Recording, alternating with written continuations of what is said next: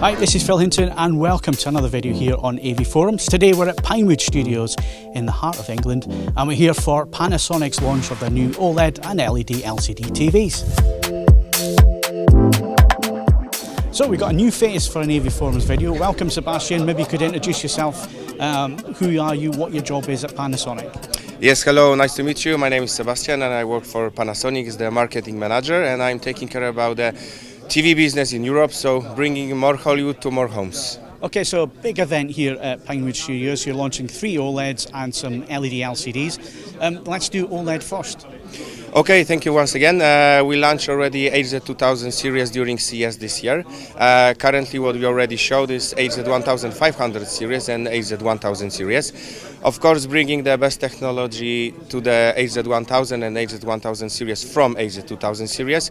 We are continuing the Filmmaker Mode. Now it's improved after the IFA introduction. Now it's with the intelligent sensing.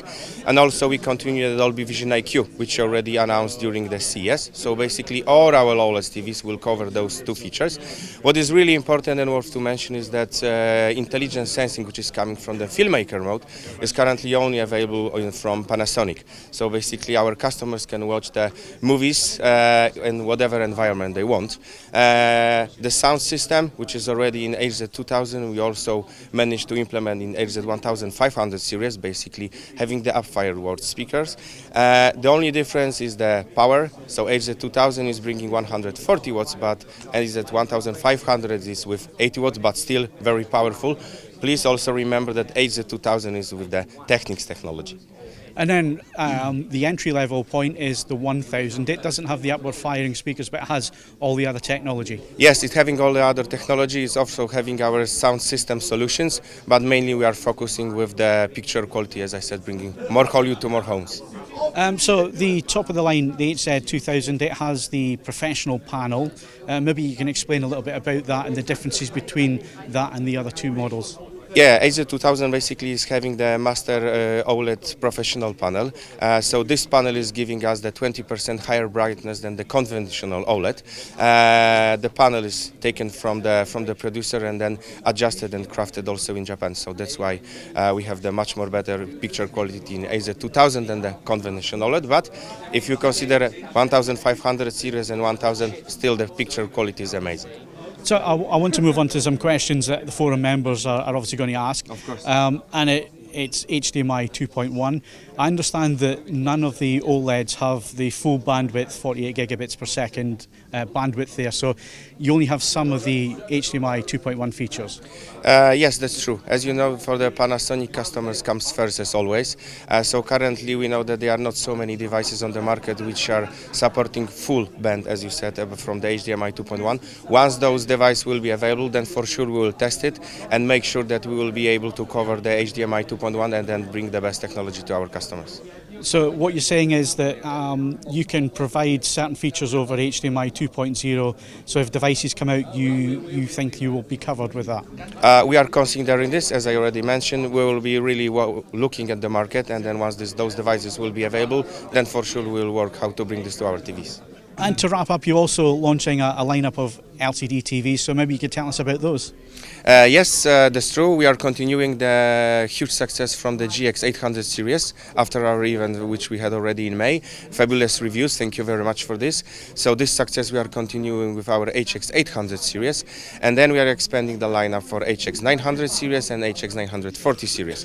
What is worth to mention that the HX940 series with the 100 Hz panel, which is of course way brighter than 900 and 800 series, and of course we are expanding our portfolio not only in the feature but also considering from the lineup perspective, so introducing also now 75 inches, which is really huge immersive TV. Does the LCD models, do they have Dolby Vision IQ and Filmmaker? Dolby Vision IQ and Filmmaker Mode, as I already mentioned, is already reserved, let's say, for our main lineup, which is of course OLED.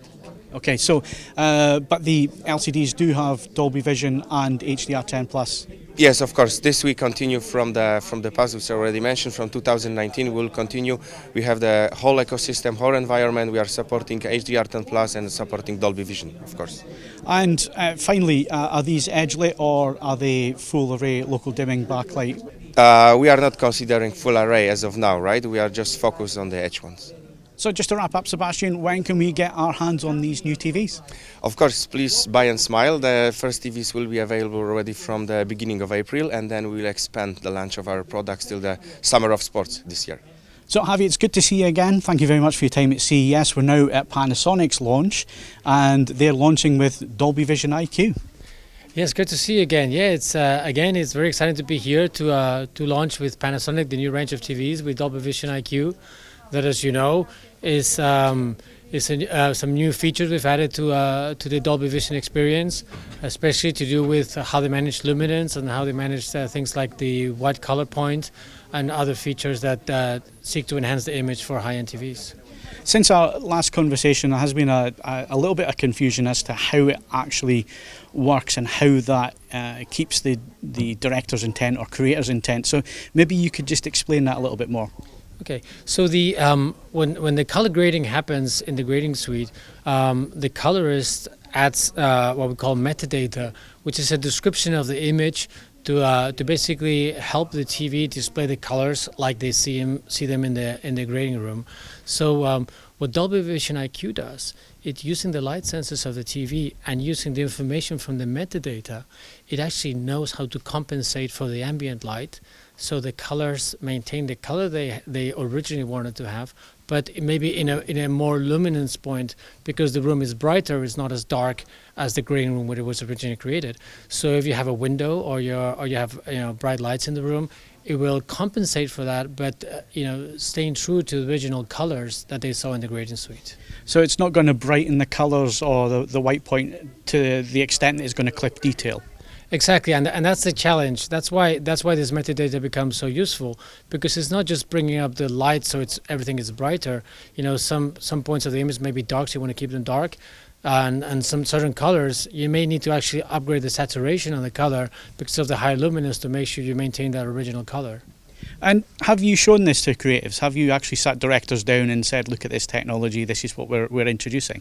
Well, as usual with Dolby, I mean, that's where we usually start, and that's one of the key things that they fed back to us. The problem is we have this perfect environment in the grading suite, but then you go to people's homes and, everything changes. So rather than have people fiddle with the controls and create their own image, I think it's best that we actually enable them to control how that image adjusts automatically. I think it was an important point that you made there in your answer, which is that people living in living rooms and not grading suites. So this really is a solution for them to see it as it's intended to be seen. It's not going to go super bright, it's not going to blow the colours out or anything else, it's just going to raise the image quality to a level where, to the eye, perceptually, it's correct. Yes, and that's always the challenge, how to maintain our promise with the creators that we will maintain their intent, but also adapt to all these, different home environments. And we're comfortable with, now we found a good point of equilibrium where we're using the metadata, we can actually control that process so that it remains true to the original intent. And these naysayers who are perhaps saying, how can it possibly be the director's intent? You've actually got creatives telling you that's what they want. Exactly, and that's the challenge. That's always a difficult equilibrium we have at Dolby. How do we actually, bring together both points of view? And but I think this time we found a good meeting point where basically we make it easier for the consumer. And actually, there is a benefit to that, because I think the metadata in the content is a better way to reach the final point than people randomly playing with a remote control. Have you spent time with the Panasonic TVs? How does it measure up in terms of how it displays IQ? Oh, I mean, I think it's wonderful. I think Panasonic shares a lot of the vision we have at Dolby, where they really like to stay close to the creative intent, and of course it's always a great partner to work with when you have similar intention and similar direction. And another unique feature to Panasonic is the upward firing speakers, which were on the flagship last year. They've now taken that down to the 1500, the HZ1500 for this year. That opens up more Atmos experience for people because, let's be honest, people don't live in grading suites. They also don't live in home theatres with 12.2 speakers or whatever. So this opens up the experience for them.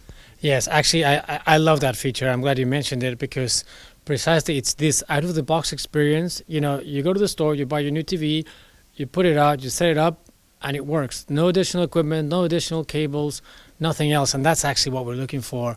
Like the one shop, one box shopping experience where you can basically get the whole immersive experience without having really to play too much with the equipment. And Panasonic has done a fantastic job. I think I like to think that one of the reasons why they're expanding the use of those subwoofer speakers is the good reception they had on the last year on their high-end TVs. And just to wrap up on Dolby, you've had a fantastic few years. You're now almost everywhere. Streaming platforms featuring Dolby Vision and Atmos. You've got desk formats. You're Dolby Cinema now in the UK. You've got 4 screens, I believe, now in the UK, Dolby Cinema. So you really are on a roll at the moment. Yeah, actually, I mean, this has been a long way in the making. I mean, some people may think that we just happen to have a good year, but actually, it's been a slow ramp up. Like Dolby Cinema, I mean, we're so glad we're now bringing it to Europe, because for a while, we had challenges, because one of the challenges with Dolby Cinema is actually finding the right sites, because it is a very special experience. You need the right room, you need the right city, you need the right exhibitor, and that's why we're so glad that we're finally opening up sites in the UK, in Germany, in France, even in expanding to other countries, and actually that it is true that it has been a fantastic year for that. Javier, thank you very much. Thank you.